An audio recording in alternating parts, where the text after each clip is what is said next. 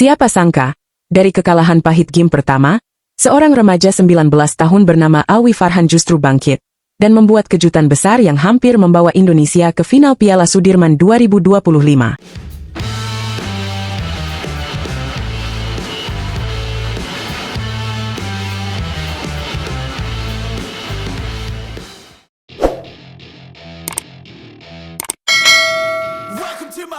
Halo, Sobat Catatan Badminton. Kembali lagi di channel yang selalu setia menemani kamu dengan berita dan cerita seru seputar dunia bulu tangkis. Kali ini, kita bakal membahas momen yang bikin jantung deg-degan, penuh drama, dan tentu saja penuh makna, dari gelaran Piala Sudirman 2025. Meski Indonesia harus puas membawa pulang medali perunggu, ada satu nama yang layak mendapat sorotan spesial, Alwi Farhan.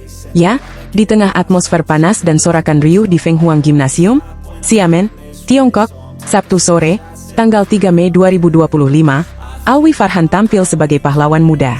Dalam partai semifinal melawan Korea Selatan, Indonesia sempat tertinggal 1 poin. Tapi Alwi, dengan semangat membara, turun di partai kedua menghadapi Cho Gyeonyeop. Laga ini bukan sekadar pertandingan biasa, ini pertarungan mental, fisik, dan strategi.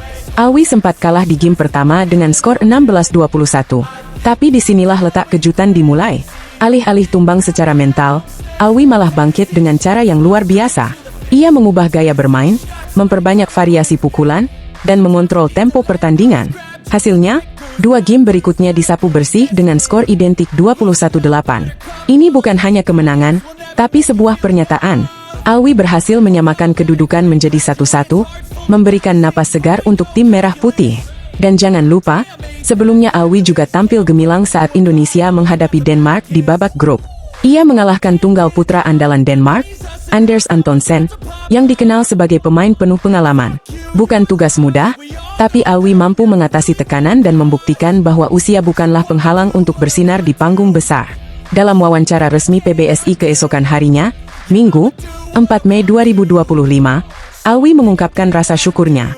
Ia menyebut kemenangan ini sebagai pengalaman berharga, apalagi karena banyak pelajaran baru yang ia dapatkan. Di laga melawan Cho Gyeonyeop, Alwi sempat merasa bermain terlalu terburu-buru di game pertama. Tapi ia cepat belajar dan langsung mengubah taktiknya di game kedua dan ketiga. Itu menunjukkan kematangan berpikir yang luar biasa untuk seorang pemain yang baru berusia 19 tahun. Namun seperti yang kita tahu, bulu tangkis adalah olahraga beregu yang mengandalkan kekuatan kolektif. Meskipun Alwi telah memberikan poin penting, Indonesia akhirnya harus mengakui keunggulan Korea Selatan dengan skor tipis 2-3. Sebuah hasil yang tentu mengecewakan, tapi juga menyimpan harapan besar. Karena yang penting bukan hanya hasil akhir, tetapi bagaimana perjalanan dan perjuangan itu dilakukan. Dan bicara soal perjuangan, skuad Indonesia layak mendapat apresiasi setinggi-tingginya.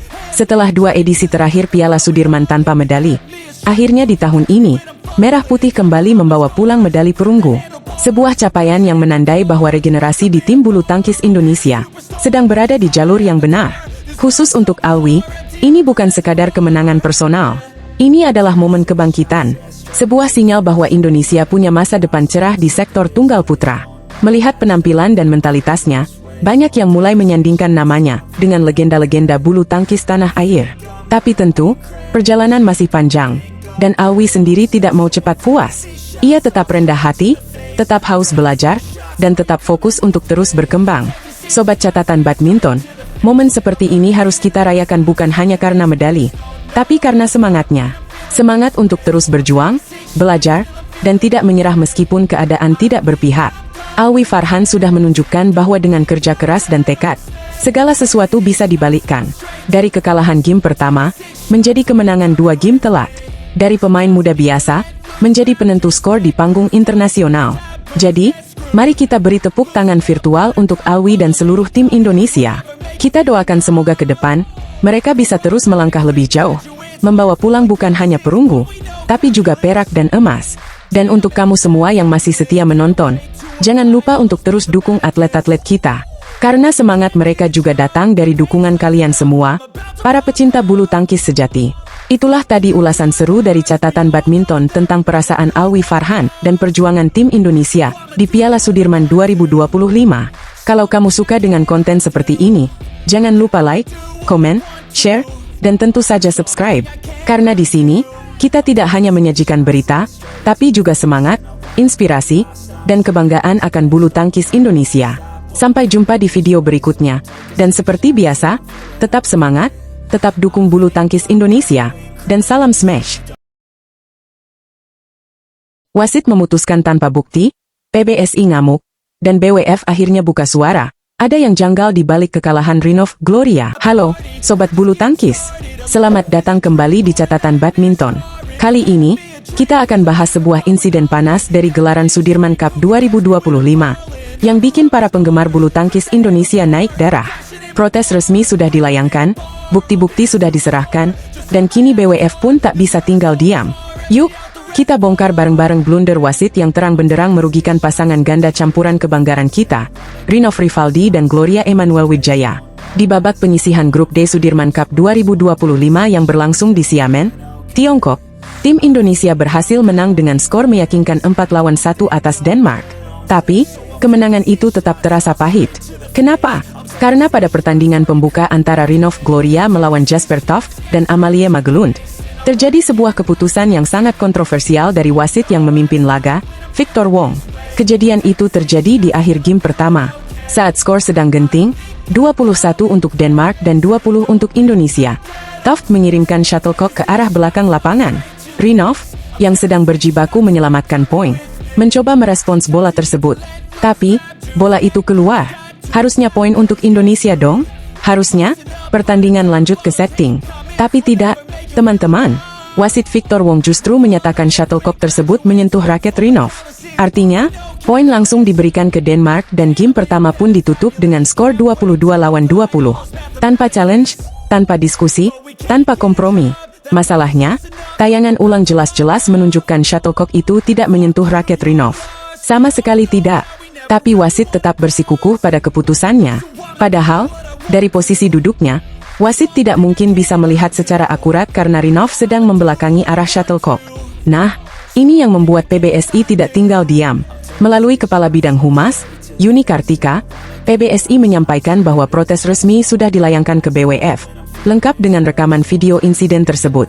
Kronologi lengkapnya, seperti dijelaskan Yuni Kartika, adalah sebagai berikut. Saat kedudukan 21-20 untuk Denmark, shuttlecock dari Toft dinyatakan menyentuh raket Rinov oleh wasit Victor Wong. Tapi kenyataannya, dari rekaman yang dikirim ke BWF, tidak ada kontak sama sekali. Ini jelas merugikan Indonesia karena situasinya sedang sangat krusial. Bisa jadi momentum untuk membalikkan keadaan. Sayangnya, Rinov dan Gloria tidak diberikan kesempatan untuk challenge karena game sudah dinyatakan selesai. Disinilah masalah besar itu muncul. Laga sendiri kemudian berlanjut dengan sangat ketat. Rinov dan Gloria sempat membalas di game kedua dengan skor 21-23. Tapi akhirnya mereka kalah di game penentuan dengan skor 16-21. Padahal, sepanjang pertandingan mereka menunjukkan ketenangan dan strategi cerdas, yang membuat peluang tetap terbuka lebar. Tapi ya itu tadi, satu keputusan keliru di saat krusial bisa sangat menentukan. Dan itulah yang terjadi. PBSI tidak hanya protes lewat kata-kata. Surat resmi telah dikirim oleh Kabid Hubungan Luar Negeri, Bambang Roetianto, kepada BWF. Bukti-bukti visual berupa rekaman pertandingan juga sudah disertakan. Menariknya, BWF merespons dengan cepat. Federasi Bulu Tangkis Dunia itu menyatakan akan melakukan investigasi terhadap insiden ini. Langkah ini tentu jadi angin segar, karena artinya suara protes Indonesia tidak diabaikan. Tapi, hasil akhirnya masih harus kita tunggu. Perlu dicatat, Sudirman Cup bukan ajang biasa. Ini turnamen beregu campuran paling prestisius di dunia bulu tangkis. Setiap poin, setiap keputusan, bisa mengubah nasib satu negara. Jadi, ketika terjadi blunder seperti ini, apalagi yang merugikan Indonesia, tentu kita semua harus bersuara. Yang jadi pertanyaan sekarang, apa langkah selanjutnya dari BWF? Apakah wasit Victor Wong akan diberi sanksi atau evaluasi? Apakah sistem challenge akan dievaluasi ulang agar tidak ada lagi kejadian seperti ini di masa depan? Semua pertanyaan ini masih menggantung. Tapi satu hal yang pasti, PBSI sudah mengambil langkah tegas dan benar. Kita sebagai pecinta bulu tangkis tanah air tentu patut mengapresiasi sikap ini. Yang juga penting, insiden ini jadi pengingat keras bahwa dalam olahraga, keadilan tidak boleh dikesampingkan, apalagi di level setinggi Sudirman Cup. Kita ingin pertandingan ditentukan oleh performa atlet, bukan kesalahan manusia yang bisa dihindari jika sistem bekerja lebih baik. Itulah tadi ulasan panas dari insiden kontroversial di Sudirman Cup 2025. Apakah ini hanya kesalahan wasit biasa? Atau ada sesuatu yang lebih serius di baliknya? Kita tunggu hasil investigasi BWF.